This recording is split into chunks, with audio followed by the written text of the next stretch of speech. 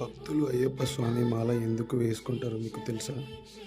అయ్యప్ప దీక్ష ముఖ్య ఉద్దేశం తెలుసా?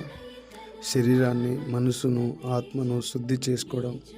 41 రోజుల పాటు పాటించే కఠిన నియమాలు, నిష్టలు భక్తుడిలో క్రమశిక్షణ, ఆత్మ నియంత్రణను పెంపొందిస్తాయి. మాల ధరించడం ఈ దీక్షకు కామ, క్రోధ, లాభ, మోహ, మద జీవించడానికి ఈ దీక్ష సహాయపడుతుంది. మద్యపానం, మాంసాహారం, ధూమపానం వంటి వ్యసనాలకు దూరంగా ఉండటం, సాత్వికాహారం తీసుకోవడం, నేలపై నిద్రించడం జీవనశైలిలో సాత్వికతను నింపుతాయి.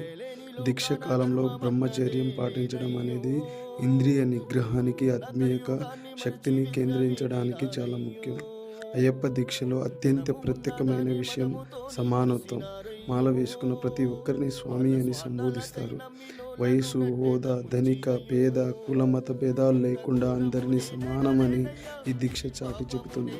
ఇది భక్తుడిలోని అహాన్ని తొలగించి అందరిలో దైవాన్ని చూసే భావనను పెంపొందిస్తుంది. చలికాలంలో నల్లటి వస్త్రాలు వేడిని గ్రహించి శరీరాన్ని వెచ్చగా ఉంచుతాయి.